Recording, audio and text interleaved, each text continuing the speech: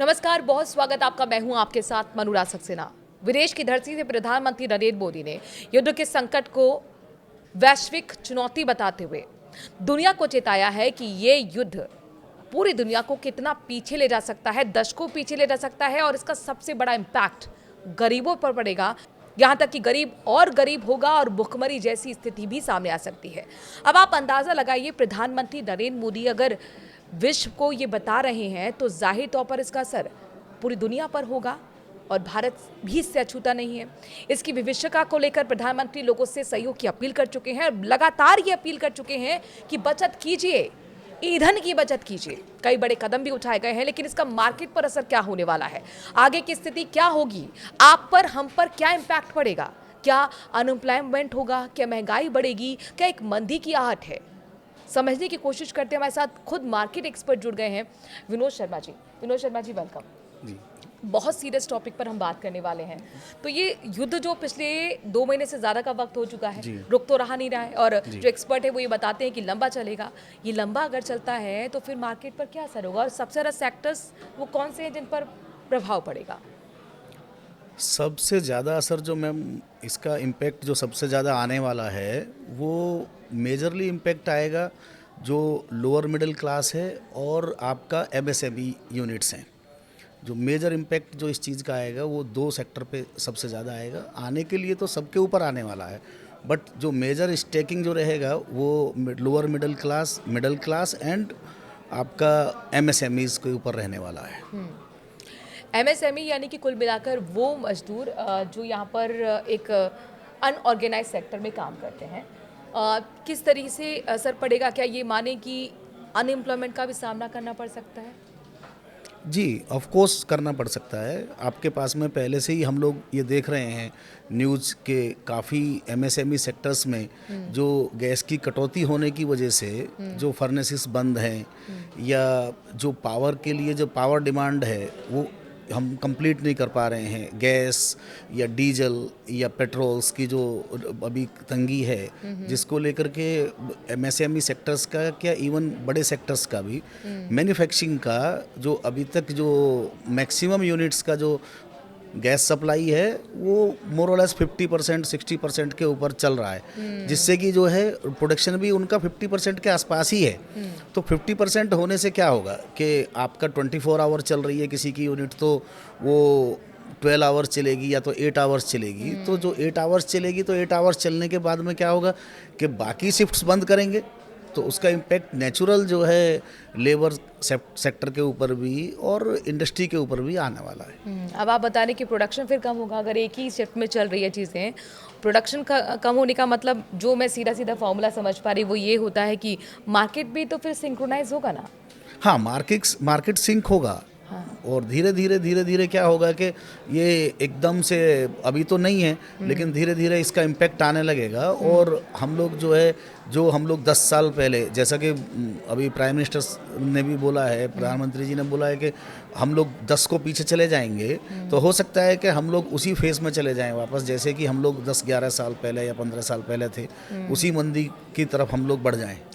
आपकी हमारी जनरेशन ने अभी हाल में 2 संकट देखे हैं। एक तो कोरोना जो अभी 2020 का ही था, वो स्थिति विभीषिका, उसको आज हम नहीं भूल पाए हैं। किस तरीके से मंदी आई, किस तरीके से अनएम्प्लॉयमेंट आया, मज़दूरों को माइग्रेट करना पड़ा।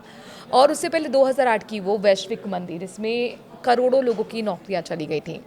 क्या इस तरह के हालात आपको अब बनते हुए दिख रहे हैं?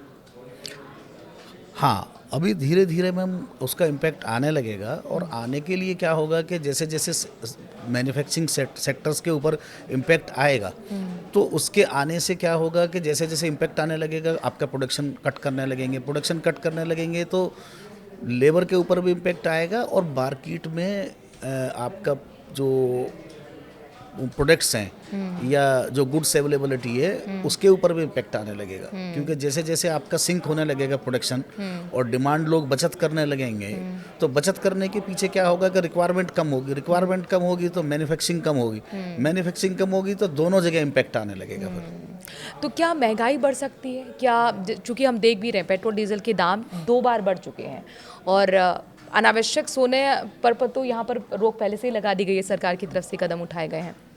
जी, इसके ऊपर मैम महंगाई बढ़ना तो एकदम ये मान लीजिए कि वो तो तय है, अच्छा। वो तो कंफर्म्ड है कि जैसे जैसे पेट्रोल डीजल और गैसेस के दाम बढ़ेंगे उसका इम्पेक्ट आपको आने वाले समय में ओवरऑल मार्केट के ऊपर देखने के लिए मिलेगा। तो अभी और आप ये भी कह रहे हैं कि ईंधन के दाम बढ़ेंगे, मतलब एलपीजी, पीएनजी, सीएनजी, अभी डीजल, अभी तो पेट्रोल? अभी तो मैम शुरुआत है, अभी और बढ़ने वाले हैं। अभी शुरुआत ही हुई हाँ, है। मेरे अकॉर्डिंग अभी और बढ़ने वाले हैं। तो ये आपने एक झटके वाली खबर दे दी है महंगाई की, क्योंकि अभी इतनी महंगाई है मार्केट में, जो लोग जाते हैं रोज़मर्रा की चीज़ों का वो देखते हैं कि जब खरीद रहे हैं तो उसका सामना भी करते हैं। और एफएमसीजी की तरफ से भी कह दिया गया है कि आने वाले समय में वो भी अपने प्रोडक्ट्स के दाम बढ़ाएंगी या फिर उसकी कुछ जो क्वांटिटी है उसको भी कंप्रोमाइज़ कर सकती हैं। नहीं, बेसिकली एफएमसीजी के साथ में एफएमसीजी के लिए ये है कि जितने भी उनके प्रोडक्ट हैं, एफएमसीजी के प्रोडक्ट हैं, उसमें जो पैकिंग मटेरियल है दैट इज़ लिंक टू आपका क्रूड ऑयल, और जितने भी पीपी या प्लास्टिक रिलेटेड प्रोडक्ट हैं जी जी, सबका कॉस्ट ऑलरेडी लगभग 20 से लेकर के 30% इंक्रीज हो चुका है। हो चुका है। हाँ, तो पैकिंग कॉस्ट उनका इंक्रीज हो रहा है, और आपका जो जैसे ही अभी डीजल के प्राइसेस बढ़ेंगे या सीएनजी के प्राइसेस बढ़ेंगे तो ढुलाई आपकी महंगी हो जाएगी। ढुलाई महंगी होने के बाद में क्या होगा कि उनका इम्पैक्ट एफएमसीजी के ऊपर भी आने लगेगा और उनको प्राइस बढ़ाना मजबूरी हो जाएगा। यानी कुल मिलाकर आम जनता पर ये महंगाई की बार पड़ने वाली है। लेकिन ये कब तक चलेगा? सब ये पूछ रहे हैं कि ठीक है, हम समझ गए कि महंगाई बढ़ेगी, हम समझ गए कि युद्ध संकट है, उसकी वजह से साइड इफेक्ट है, भारत भी उससे अछूता नहीं रहेगा, लेकिन नॉर्मलाइज चीज़ें कब होंगी? कब तक उसकी तैयारी रखें हम? इसमें अभी हम लोगों को घबराना नहीं है, ये बहुत लॉन्ग टर्म जाने वाला है, अभी काफ़ी लॉन्ग टर्म जाने वाला है। ये चीज़ें जो प्रधानमंत्री जी ने बोला है और बाकी जो एक्सपर्ट्स हैं वो भी लोग बोल रहे हैं, जितने भी लोग जो है जुड़े हुए हैं फील्ड से, वो सब लोग बोल रहे हैं कि इसको धीरे धीरे अभी इम्पैक्ट और आने वाला है। तो हम लोगों को ये चैलेंज एक्सेप्ट मतलब करना कब तक? पड़ेगा। मतलब 2026 अभी चल रही है, मिड में है 2026 के, क्या 1-2 साल के बारे में आप बात कर रहे हैं? यस, मैं जो बात कर रहा हूँ that is up to mid 27। यानी कुल मिलाकर मोटा मोटा 1 साल तो ये लगभग स्थिति बनी रहने वाली है। जी। ये बहुत बड़ा वक्त होगा अगर 1 साल तक इस तरह की स्थिति बनी रहती है। तो फिर करना क्या होगा? हमारे पास क्या हथियार हैं कि हम महंगाई से लड़ पाएँ, अनएम्प्लॉयमेंट से लड़ पाएँ, या स्थिति जो है बहुत ज़्यादा हम पर इम्पैक्ट ना डाले? क्या करना चाहिए? इसके लिए मैम सीधा फॉर्मूला है कि जो प्रधानमंत्री जी ने कहा है कि भाई आप अपना सेविंग बढ़ाइए, खर्चे एक्स्ट्रा जो हैं उनको कट कीजिए, इंपोर्ट धीरे धीरे करके कम कीजिए, जिससे कि हम डॉलर अपना जो है सेव कर सकें, क्योंकि जो मेजर स्टेक है वो गोल्ड और क्रूड ऑयल का है, सबसे ज़्यादा मेजर स्टेक जो परचेज के अंदर है यूएस डॉलर के लिए। तो फॉरेन एक्सचेंज जो है वो जैसे अभी आप देख रहे हैं पिछले 10 दिन में लगभग 3 रुपया लगभग आपका डॉलर के मुकाबले रुपया डाउन हुआ है। तो उसको लेकर के जितने भी इंपोर्ट्स कॉस्ट है वो बढ़ती जा रही है। तो इसको लेकर के चैलेंजेस अभी रहने वाले हैं और आपको धीरे धीरे इसका इम्पैक्ट अभी और आएगा, और 1 साल तक मोटा मोटा आपका मान लीजिए कि 1 साल तक आपका चलने वाला है। तो आप ये कह रहे हैं कि बचत की ओर हमें मूव करना चाहिए, और सेविंग हमारी परंपरा भी रही है, मतलब हम ये भारत का एक कल्चर रहा है, साथ ही संयम बरतें, ये भी एक बड़ी बात हो जाती है।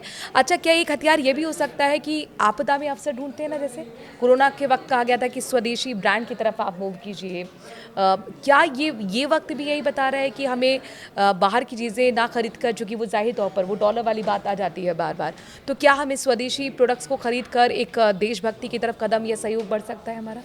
जी, उसमें क्या है कि हम सभी लोगों को एक साथ आना पड़ेगा, और जैसे कोविड में हम लोगों ने प्रमोट किया था कि भाई हम लोगों को स्वदेशी अपनाना चाहिए, जो इंडियन मैन्युफैक्चर्ड प्रोडक्ट हैं हमें मेन उसी के ऊपर जाना चाहिए, और धीरे धीरे जिससे कि हम इंपोर्ट कम कर सकें। लेमैन की भाषा में बताइए, इससे फ़ायदा क्या होगा हम लोगों के लिए, और हमारे बाजार पर उसका असर बहुत ज़्यादा नहीं पड़ेगा? हम ऐसा क्यों कह रहे हैं?